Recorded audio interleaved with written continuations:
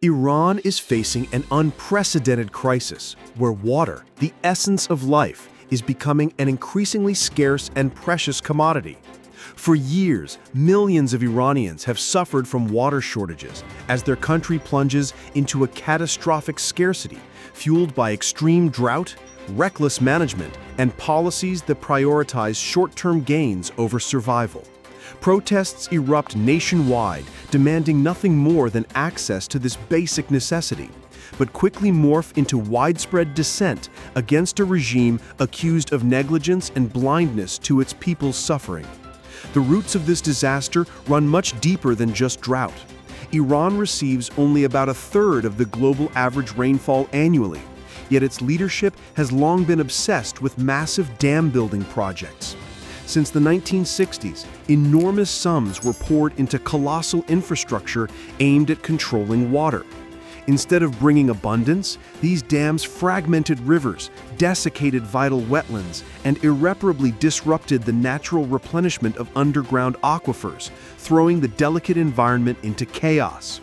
Both the Shah's monarchy and the Islamic Republic continued this reckless pursuit of oversized projects.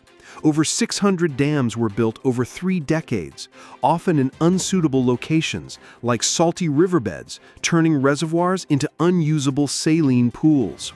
Rather than quench droughts, these megaprojects accelerated environmental degradation, causing chronic water shortages, agricultural losses, and mass migrations, the human toll of engineering failures and political folly. Agriculture, consuming roughly 90% of Iran's fresh water, suffers from outdated and wasteful practices. Once adapted to dry conditions, Iran's farming shifted to water-hungry crops like rice and wheat in arid regions, exacerbating the crisis. Inefficient irrigation loses 2/3 of precious water before it even reaches crops. Meanwhile, overpumping groundwater causes the land itself to collapse, with fissures tearing apart roads and buildings, a stark sign of nature's limits being breached. Adding to this grim tableau is the brutal reality of climate change. Iran is heating twice as fast as the global average.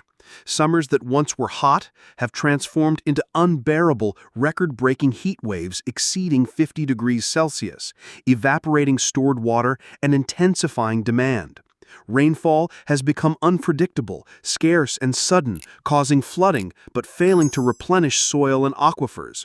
Millions face displacement, especially in the southeast, where entire communities abandoned once fertile lands reduced to dust. This internal crisis also escalates regional tensions. Iran's water conflicts with neighbors like Afghanistan and Iraq deepen. Upstream dam projects in Afghanistan severely limit water flowing into Iran's southeastern provinces, fueling deadly border clashes.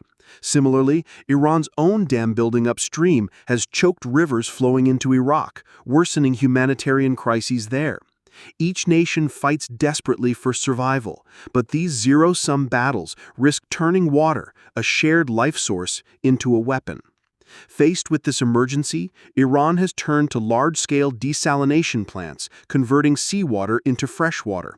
But these massive projects come with staggering costs, immense energy consumption, and environmental impacts from salty waste discharged into oceans.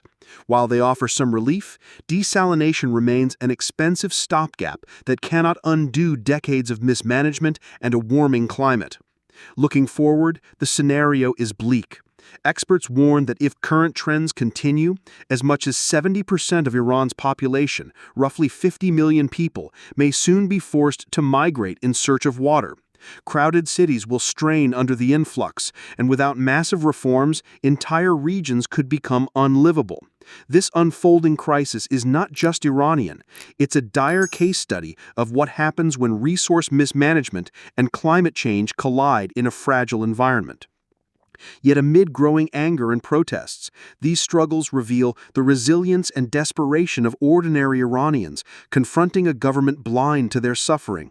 When simple human needs like water become political battlegrounds, trust in leadership crumbles, fueling unrest and calls for fundamental change. It is a poignant reminder that natural resources are not just commodities, they are lifelines. Iran's water disaster serves as a stark global warning. It exposes the catastrophic consequences of ignoring ecological laws, succumbing to corruption, and prioritizing vanity projects over sustainable planning. But amid the crisis, there is a sliver of hope. If Iran can pivot towards responsible stewardship and innovate sustainably, it could become a beacon for other parched regions worldwide. Otherwise, the so-called Day Zero, the day taps run dry, may soon shadow the entire planet. The world must watch, learn, and act before it's too late.